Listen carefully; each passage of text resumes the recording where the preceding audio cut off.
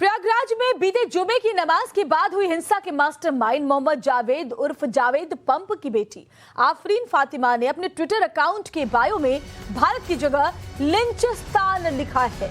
जरा अंदाजा लगाइए, अपने देश के प्रति मन में इतनी नफरत भर के फातिमा ने अपने ट्विटर बायो में हिंदुस्तान को लिंचिस्तान लिखा, जिसके बाद ये पूरा का पूरा विवाद पैदा हुआ। जहां एक तरफ फातिमा की भारत पर इस ट्विटर टिप्पणी पर सवाल उठ रहे हैं, तो जेएनयू में बुलडोजर एक्शन के खिलाफ और फातिमा के समर्थन में प्रदर्शन किए जा रहे हैं।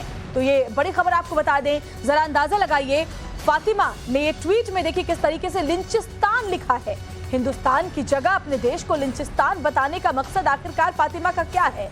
आफरीन फातिमा पर जब कार्रवाई होती है तो बहुत चुभता है लोगों को, लोग इसके ऊपर सवाल उठाते हैं, लेकिन जब वो हिंदुस्तान को लिंचिस्तान लिखती है तो उनकी जुबान पर ताले लग जाते हैं। ये दो तस्वीरें हम आपको दिखा रहे हैं। प्रयागराज हिंसा मास्टरमाइंड की बेटी है जावेद पंप, जिसने बकायदा ये पूरी साजिश रची थी, जिसने व्हाट्सएप ग्रुप के जरिए लोगों को उकसाया था और इस हिंसा के लिए लोगों तक संदेश पहुंचाया था। उसकी बेटी फातिमा, और फातिमा का अगर आप ट्विटर बायो देखें तो वो हिंदुस्तान की जगह लिंचिस्तान लिखती है, यानी कि देश में सिर्फ लिंचिंग होती है, उसका ये आरोप है।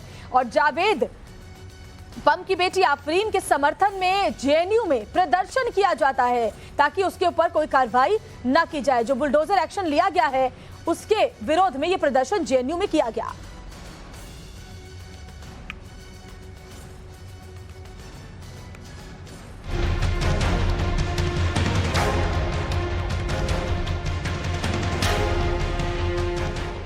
जुमे के दिन प्रयागराज को हिंसा की आग में सुलगाने के साजिश जिस घर से रची गई थी, वो घर अब जमींदोज हो चुका है। हर ओर ईंट बिखरे पड़े हैं। यही वो जगह है जहां प्रयागराज हिंसा के मास्टरमाइंड जावेद अहमद उर्फ जावेद पंप का ठिकाना था। पुलिस को शक है कि इसी जगह से हिंसा की स्क्रिप्ट तैयार हुई थी और यह स्क्रिप्ट लिखी थी जावेद पंप और उनकी बेटी, जिसे प्रयागराज पुलिस खुराफात गैंग का मेंबर बता रही है।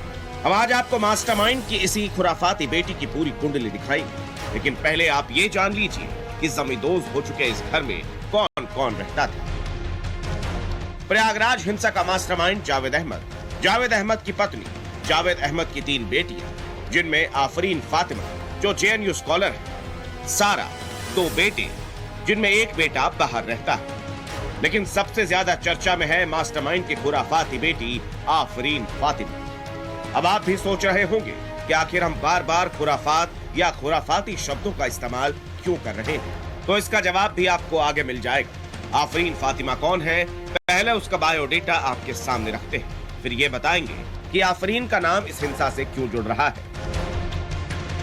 आफरीन फातिमा जवाहरलाल नेहरू यूनिवर्सिटी में research scholar, JNU student union की काउंसलर, जेएनयू में लैंग्विस्टिक्स में एमए है। फातिमा इससे पहले अलीगढ़ मुस्लिम यूनिवर्सिटी में पढ़ती थी। एएमयू के वुमेन्स कॉलेज में स्टूडेंट यूनियन प्रेसिडेंट भी रही हैं। आफरीन फातिमा की छोटी बहन सुमैया भी कहती हैं कि उनकी दीदी एक्टिविस्ट है, लेकिन उनका इस मामले से कोई लेना देना नहीं।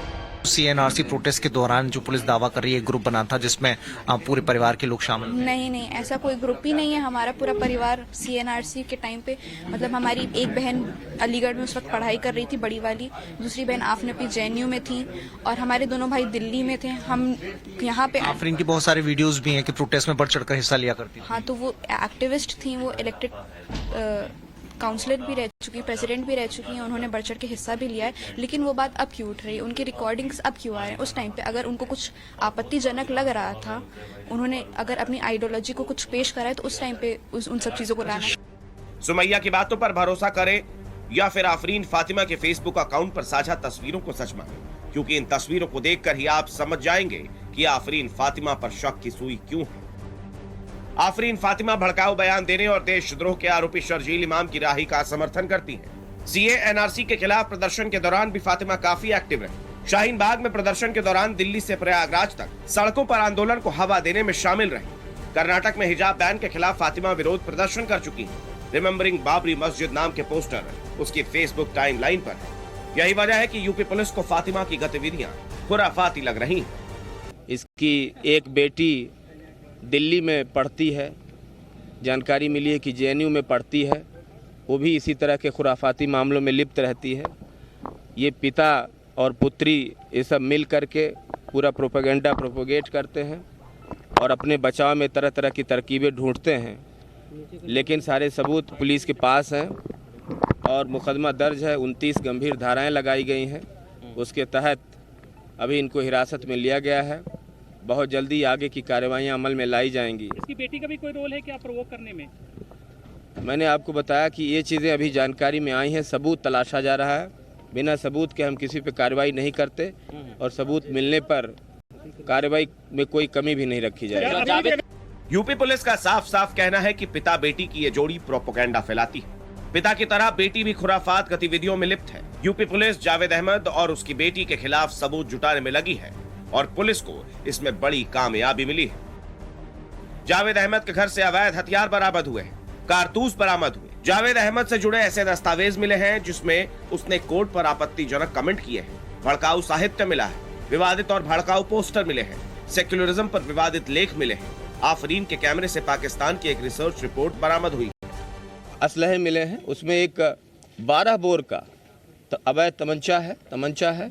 इसके अलावा 315 बोर का एक तमंचा है और कई कारतूस बरामद हुए हैं। कुछ कागजात बरामद हुए हैं जिसपे माननीय न्यायालय पर तल्ख टिप्पणी और आपत्तिजनक टिप्पणी इस मोहम्मद जावेद उर्फ जावेद पंप के द्वारा किया गया है। इन सभी चीज़ों को ऑन रिकॉर्ड लिया जाएगा और इनको सबूतों में शामिल किया जाएगा ताकि सबूतों के साथ अच्छी लिखा पढ़ी करते हुए माननीय न्यायालय के समक्ष इन सभी चीज़ों को पेश किया जा सके। लिटरेचर मिले हैं, कई किताबें मिली हैं, उसका एक एक पन्ना भी पड़ताल किया जाएगा। क्योंकि आप देख रहे हैं पूरी टीम भावना से पुलिस और प्रशासन के सैकड़ों जवानों ने इसमें मेहनत किया है और बहुत देर तक ये पूरी धूप में चिलचिलाती धूप में कार्रवाई हुई है। बड़ी कार्रवाई है ये। 5 करोड़ से भी ज़्यादा की संपत्तियों को नियमानुसार जमींदोज किया गया है और आगे भी कार्रवाई जारी रहेगी। अभी जितना भी लिटरेचर मिला है, झंडा, पोस्टर, बैनर, कागजात मिले हैं, सभी की गहराई से पड़ताल की जाएगी कि किसने लिखा है, क्यों लिखा है, इसकी मंशा क्या है।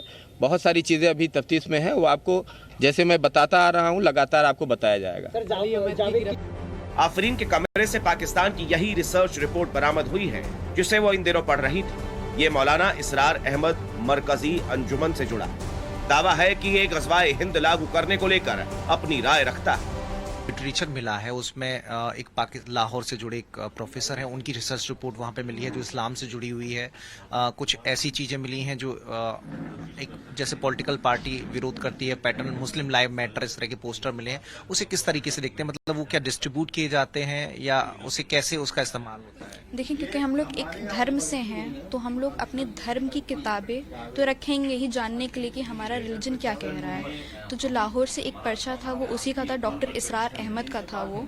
उनका किसी कमेटी, अंजुमन कमेटी से भी किसी से? अब ये हमने खुद उसको पढ़ा नहीं था तो हमें नहीं पता उसमें क्या लिखा था। लेकिन मौलाना वो जो प्रोफेसर है वो गजवाए हिंद की भी बात करते रहे हैं। हाँ, तो जो इस्लाम में जो रहा है, जो पास्ट कुरान की आयतें रही होंगी ज़्यादा से ज़्यादा, उसमें कुरान में अल्लाह ताला क्या फरमा रहे हैं, जो प्रोफेसीज रही हैं, जो प्रॉफिट की प्रोफेसीज रही, यही सब था उसमें। और हम लोग ऐसा कौन पढ़ता था ये इस तरह की रिसर्च रिपोर्ट? ये रिसर्च रिपोर्ट घर में, क्योंकि अब्बू एक तंजीम से जुड़े हुए थे, जमात इस्लामी हिंद से भी, तो मतलब घर में एक मुसलमान घर में ये सब रहता ही है। सारे लोग मतलब पढ़ते हैं? सब पढ़ते हैं। आफरीन के कमरे से मिले रिसर्च पेपर पर बहन सुबैया की दलील तो आपने सुनी, लेकिन दिल्ली से लेकर अलीगढ़ तक खुराफाती गैंग के मेंबर्स किस तरह आफरीन की मदद के लिए सड़कों पर आ गए हैं, आपको दिखाएंगे आगे। बने रहिए टाइम्स नाउ नव भारत के साथ। प्रयागराज से मनीष यादव के साथ ब्यूरो रिपोर्ट, टाइम्स नाउ नव भारत।